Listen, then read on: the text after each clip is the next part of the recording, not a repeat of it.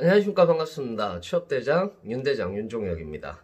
계속 이 구호로 밀고 나가려고 하고 있습니다. 많은 응원 부탁드리겠습니다. 자, 오늘 그리고 저희들 채널이 드디어 1000명을 넘었습니다. 뭐 유튜브에서 1000명이 많은 숫자가 아니라고 이렇게 이야기를 하실 수도 있겠습니다만, 제가 전문적으로 유튜브를 하는 사람도 아니고, 그리고 뭐 지금 보시면, 영상을 보시면 아시겠지만 사실 편집이 거의 하나도 안 들어가거든요.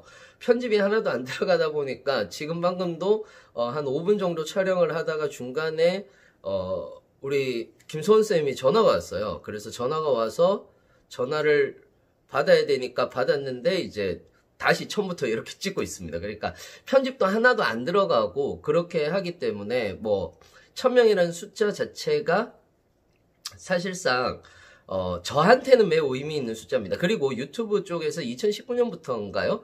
1000명 이상이 되면 라이브를 할 수 있도록 완화됐기 때문에 저는 라이브를 좀 많이 해서 여러분들하고 소통을 좀 하고 싶거든요. 그래서 이런 부분에서도 저한테는 의미가 좀 있지 않을까 이렇게 생각을 합니다. 그래서 4월 중으로 라이브를 한번 할 수 있도록, 그래서 여러분들 찾아뵐 수 있도록 하겠습니다. 자, 일단 오늘은 어떤 주제를 들고 나왔느냐, 썸네일에서도 보셨겠지만 에너지 발전 공기업을 준비를 하신다면 직무와 관련되어 있는 이 책 한 권으로 끝날 수 있는 그런 책입니다. 바로 이 책이 있거든요. 에너지 전환 전력산업의 미래라는 이 책입니다. 지금 이쪽으로 가니까 이제 초점이 안 잡히는데 이 책을 제가 들고 왔습니다. 일단 가장 중요한 부분 중에 하나는, 아마 이제 여러분들은 거꾸로 보이실 거예요. 지금 제가 보면서 한다고 거꾸로 보이실 건데, 어찌됐건 간에 공부할 시간도 없는데 무슨 책을 읽어라고 이렇게 이야기를 하실 수도 있겠지만은, 정말 저는 이 책만큼은 꼭 읽어보셨으면 합니다. 뭐 그렇다고 정말 시간이 없을 수도 있잖아요. 그렇기 때문에 제가 그냥 간략하게 책 소개만, 제가 이렇게 펼쳐가면서 책 소개만 간단하게 이야기를 좀 해드리도록 하겠습니다. 이 책은 총 3개의 파트로 나눠져 있습니다. 일단 총 3개의 파트, 그리고 총 22장으로 되어 있습니다. 일단 저는 기본적으로는, 저는 다 읽어봤지만은 여러분들은 다 읽으실 필요가 없다라고 생각을 합니다. 뭐 호주에 대한 사례라든지 미국에 대한 사례라든지 이런 사례들이 약간 옛날 거이기도 하고요. 그 2014년 정도, 2015년 정도니까 약간 옛날 거이기도 한데, 어찌됐든 다 읽으실 필요는 없지 않을까. 사례라든지 이런 것들, 또는 그래프도 좀 나오는데 그런 것들 같은 경우는 너무 좀 전문적인 영역이 아닌가라고도 생각을 해서 다 읽으실 필요는 없다고 생각을 합니다. 하지만 꼭 읽어야 되는 부분들은 좀 소개를 시켜드리고 싶어서 이렇게 제가 영상을 켰습니다. 첫 번째 파트는 무엇이 변화하는가라는, 변화는 또는 무엇을 의미하는가에 대한 이 내용입니다. 뭐 제목에서도 아시다시피 사실상 이제 에너지 분산형 정책이라고 얘기를 하는 거죠. 즉 전력산업의 미래에 대해서 이야기를 하면서 분산형 전원이 무엇이다 라는 이야기라든지, 그 다음에 마이크로 그리드, 분산형 전력 장치라든지 이런 부분에 대해서 계속해서 이야기를 하고 있습니다. 특히 한전에서 이야기를 하고 있는 중앙 공급형 전원에서 고객 중심의 전기 서비스와 사물 인터넷과 혁신적 플랫폼 서비스, 이런 부분들을 가지고 한국전력은 에너지 플랫폼이라는 것을 만들려고 하는 거거든요. 그러니까 이런 부분들에서 나오는 용어라든지 또는 그 용어와 관련되어서 굉장히 중요한 얘기들을 많이 하고 있어요. 그래서 저는 꼭 다 읽을 수 없다면 파트 1만이라도 좀 읽어보셨으면 합니다. 사실상 뭐 예를 들어서 이런 얘기들이 있습니다. 특히 이제 6장이라고 얘기를 하는 부분들이 있어요. 지금 여기서 찾아보시면은 6장이라고 하는 부분이 있는데, 거기는 전력 가격에 대해서 이야기를 하고 있습니다. 여기서 중요한 것은 전기요금이 평균 비용에서 수요 기반 요금제로 변하고 있다라는 내용이에요. 제가 이 부분을 강조하고 있는 것은 한국전력공사가 이 부분에 대해서 굉장히 많은 관심을 가지고 있기 때문입니다. 여기에서는 호주의 사례를 들고 있는데, 호주의 사례만 보실 필요는 없다라고 생각을 하고요. 오히려 개념을 먼저 보시는 것을 추천을 합니다. 파트 1 같은 경우는 아까도 얘기했듯이 발전 회사가 추구하고자 하는 방향에 대해서 굉장히 많은 것을 담고 있거든요.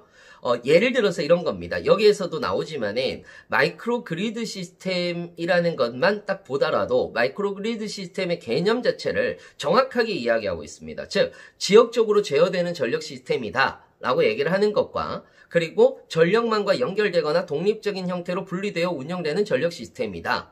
그리고 더 나아가서는 이 부분들이 항구적으로 분리된 에너지 시스템이라는 것이 있는데, 이것과 마이크로 그리드에 적용되는 신기술은 유사하기 때문에 경계는 흐릿해져 갈 것이다라는 이 얘기도 하고 있습니다. 즉, 왜 제가 이렇게 파트 1을 읽으라고 하는지 아시겠죠? 파트 1에서는 여러분들이 전기 쪽, 즉 전력회사라든지 발전회사들이 굉장히 많이 사용하고 있는 그런 용어들을 굉장히 많이 담고 있고, 거기에 대한 개념들도 굉장히 많이 있습니다. 그래서 이 개념만 가지고 만약에 시험에 임한다고 하더라도 사실상 직무와 관련된 지문들도 요즘에 많이 나오는 편이잖아요.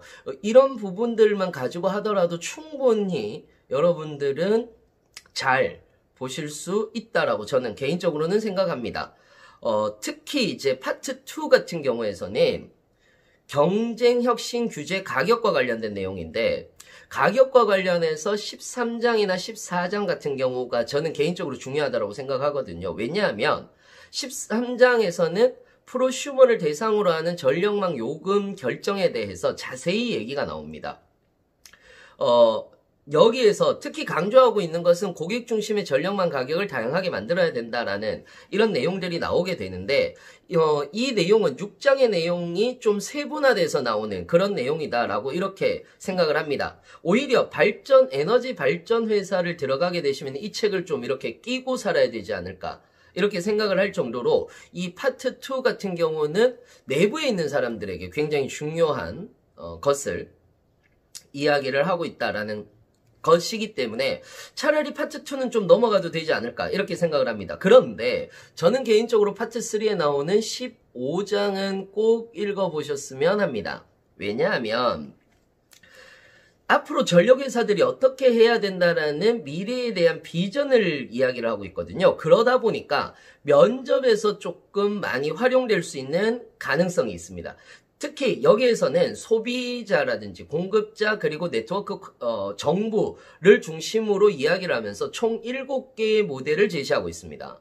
7개의 모델 중에서 저는 개인적으로 보시면 아시겠지만은 네트워크 관리자 모델하고 가상 전력회사 모델이 가장 우리나라에서는 가장 현실적이지 않을까라고 생각을 했는데, 사실은 그 이외에는 뭐 읽어보시면 좋지만 시간이 없다면 읽지 않아도 무방하지 않을까, 저는 그렇게 생각을 했습니다.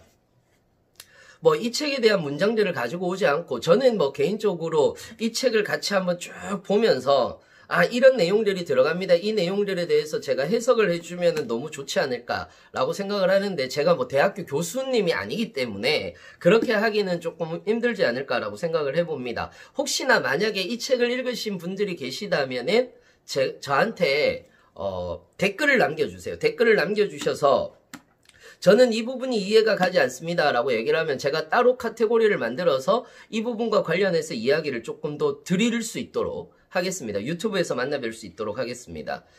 사실은 이 책은 참 재미없는 책입니다. 만약 제가 공공기관 취업 강사가 아니었다면 이 책은 영원히 읽지 않았을 수도 있겠다라는 생각이 드는 책입니다. 하지만 정말로 에너지 공기업을 들어가기를 원하신다면 반드시 읽어보았으면 하는 책입니다. 그래서 추천을 드리는 거예요. 그래서 한 번쯤 읽어보시고 서류라든지 면접 또는 필기에서 모두 도움을 받으셨으면 좋겠습니다. 사실 이렇게 이야기를 하다 보면은 선생님 금융권이나 사회복지공기업 같은 경우도 좀 추천해 주시면 안 됩니까? 라는 이런 얘기가 아마도 나올 것 같은데, 제가 이 책을 가장 먼저 들고 온 이유가 뭐냐 하면 이 책 분량이 가장 적어서입니다. 금융권 같은 경우에서는 당연히 책 추천해 줄 만한 책이 있는데, 그 책 같은 경우는 너무 두껍고 프린트도 있는데 그것도 너무 두껍습니다. 일단 나중에 기회가 된다면 또 소개는 드리겠습니다. 그래서 사회복지공기업도 역시 마찬가지로 추천해드리고 싶은 것들이 있는데 그런 것들이 아직까지는 너무 두꺼워서 여러분들이 보시기에는 조금 부담되지 않을까. 그래서 제가 제 수업에서 직무 수업도 이야기를 하고 있는 거거든요. 어찌되었건 요 책 한번 꼭 읽어보셨으면 합니다. 이제 완연한 봄이 되었습니다. 아직까지 밖을 못 나가시는 분들이 좀 많으실 텐데요. 여러분들은 아마도 4월 말 또는 5월 초부터 굉장히 많이 바빠지실 겁니다. 지금 이때 책 한 권 읽으면서 직무 능력을 키워보는 것은 어떨까 하는 생각에서 이 책을 추천드렸습니다. 이상 취업대장 윤대장이었습니다. 1000명 구독 다시 한 번 더 감사드리면서요. 좋아요와 구독은 사랑입니다. 자, 이상으로 마치겠습니다. 감사합니다.